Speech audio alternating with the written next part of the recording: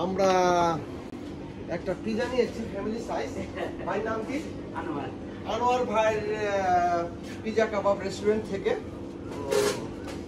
তো ইয়া বড় পিজ্জা। আমরা ফার্স্ট টাইম না এই সাইজের পিজা আমরা ফার্স্ট টাইম আজকে মজা করে খাবো। ওকে।